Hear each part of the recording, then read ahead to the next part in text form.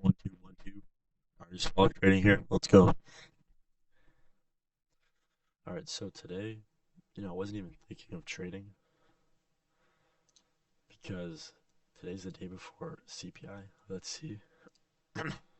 Sorry, my voice is like super weird right now. So I'm going through like second puberty or something. I'm 18. All right, so you see tomorrow we have CPI, CPI, CPI, CPI, all at 5:30, and then we have this at 11. But don't care about that. And bond auction at 10:01. And lately they've been moving the market, so I'm gonna keep my eyes out for this. And I might take a trade at like 5:45 tomorrow morning because I will have to wake up around 5 for the news. But if I do, I won't take a trade around from like market open at 6:30 till like 7 because of this. So now going back, you see there was no news coming into it. I mean, there's this today and this, but nothing really, right? And then this makes it really low probability to trade on a Wednesday because all the banks and institutions are just kind of waiting for CPI to get a clear view on the market. So now going into today, I'm going to go over like any trades I saw. So obviously this was yesterday, you know, just ranging up, ranging up. Yeah, this is today. We had a clean sweep of liquidity, and then inversed this fair value gap, and you could have gone long off the inverse right here, or maybe another retest, stop loss right here, take profit, TP1 right here, TP2 right here.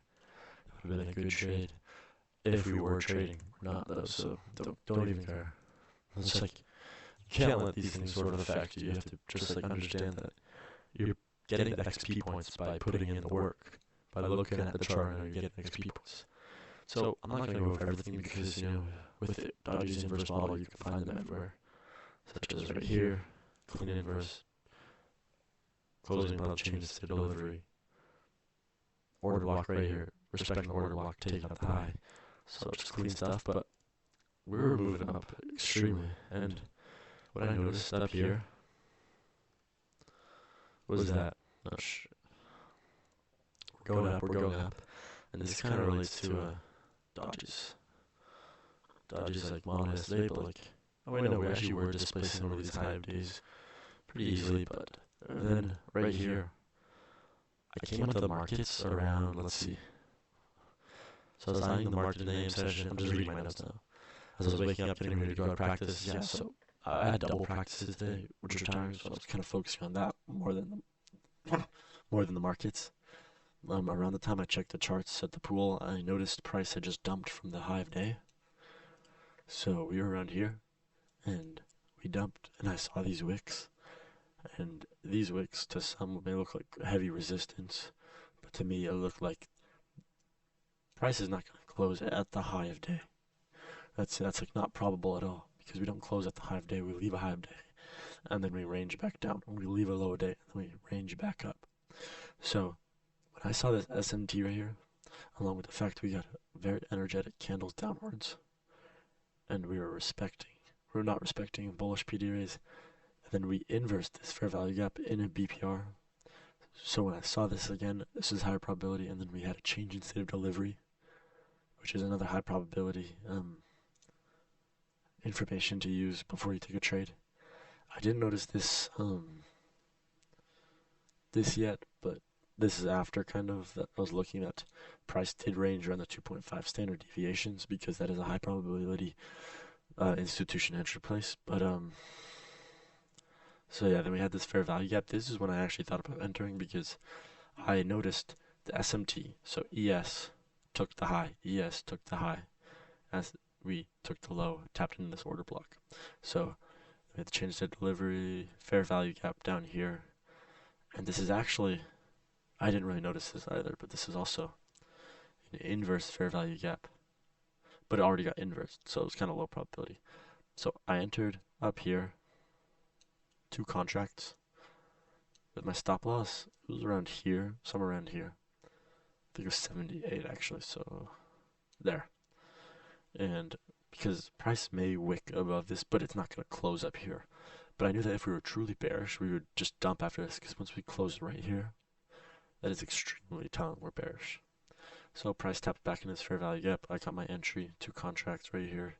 Then once we dumped, we closed underneath this, tapped, made this an order block or a propulsion block, and then I was thinking around here that we were gonna tap this, come down, and I was gonna take my first contract off and then move my stop loss to break even here, and then wait, no, I moved my stop loss I think a little bit earlier just because I wasn't that confident. It might have been like around here, so I entered up here, moved my stop loss to break even, and took off a contract here just to lock in some profits. And I knew that we could get stopped out, but I was just kind of going over what I said yesterday in the YouTube video, that it's okay if you get stopped out on that second contract because you made the money on the first contract.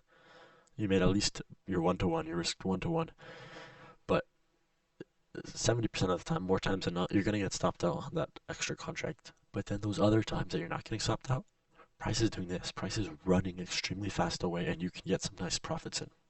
So that's exactly what happened. Price just started zooming down.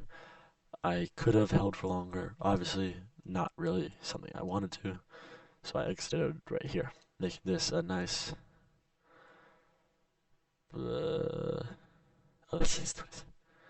it was like a 6-5-6-to-1 ratio, which is good. So yeah, this is the only trade I took today. Going to the higher time frame for tomorrow. Let's see. I'm gonna just get rid of all this. So going to the higher time frame picture from tomorrow. We're expecting price to.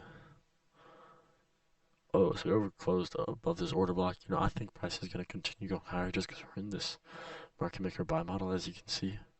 So price accumulated right here. If you go 1 hour chart, accumulation, the prior accumulation, right? Then after that we have the distribution phase or the manipulation phase, and then from there we have SMT at the bottom where ES swept the low. I was here for this, and we have our manipulation phase. So I'm expecting we target at least the accumulation phase to regenerate some liquidity. So I'm going to be bearish going in tomorrow most likely, but I'm not going to have a bias. I'm not going to predict, I'm going to react. That's what my friend said. Dodgy said. He's the goat. Alright, see you guys.